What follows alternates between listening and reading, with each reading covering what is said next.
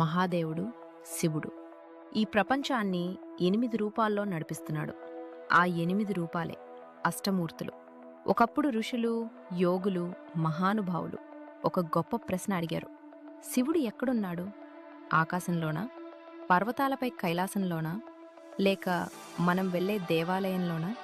వాళ్ళు చాలా కాలం తపస్సు చేశారు, ధ్యానం చేశారు. చివరికి వారికి ఒక సత్యం తెలిసింది. శివుడు ఒక్కచోట ఉండడు. శివుడు ప్రపంచం మొత్తం రూపంలోనే ఉంటాడు. అదే అష్టమూర్తుల రహస్యం. భౌడు సృష్టి. ప్రతి ఉదయం సూర్యుడు ఉదయిస్తాడు. చిన్న గింజ ఒక పెద్ద చెట్టుగా మారుతుంది. ఒక తల్లి గర్భంలో ఒక కొత్త జీవం రూపం దాల్చుతుంది. మనకివి సాధారణంగా కనిపిస్తాయి, కానీ ఇవి చిన్నవి కావు. ఇవి సృష్టి. ఇవి జీవం ప్రారంభం. ఈ సృష్టి వెనుక ఉన్న శక్తి ఎవరు? అదే శివుడు. భౌడు రూపంలో జీవం మొదలయ్యే ప్రతి చోట శివుడే ఉన్నాడు. శర్వుడు లయం జీవితం ఆరంభమైన చోట. ఒకరోజు అంతమూ ఉంటుంది. పూలు వాడిపోతాయి, చెట్లు ఎండిపోతాయి, మనిషి జీవితం కూడా ముగుస్తుంది. ఇది మనకు బాధగా అనిపిస్తుంది, కానీ ప్రకృతి దృష్టిలో ఇది తప్పు కాదు. ఇది సమతుల్యత. ఇది ఒక చక్రం. అదే శర్వుడు. రూపం అంతం కూడా శివుడే, లయం కూడా శివుడే. పశుపతి జీవుల అధిపతి. ఈ ప్రపంచంలో మనిషి మాత్రమే కాదు, చిన్న చీమ, పక్షులు, జంతువులు, అన్నీ జీవాలు. వాటికి కూడా జీవితం ఉంది, భావాలున్నాయి. వాటన్నిటినీ కాపాడేది ఎవరు? అదే పశుపతి రూపంలో శివుడు. ప్రతి జీవిలో శివుడే ఉన్నాడు. ఉగ్రుడు కోపరూపం. కొన్నిసార్లు ప్రకృతి చాలా భయంకరంగా మారుతుంది, పిడుగుపడుతుంది, అగ్ని చెలరేగుతుంది, భూకంపాలు వస్తాయి.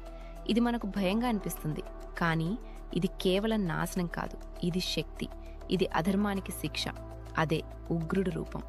అధర్మం పెరిగినప్పుడు శివుడు ఉగ్రుడవుతాడు. రుద్రుడు బాధను తీసేవాడు. మనిషి జీవితంలో కొన్ని క్షణాలు చాలా కష్టం ఉంటాయి.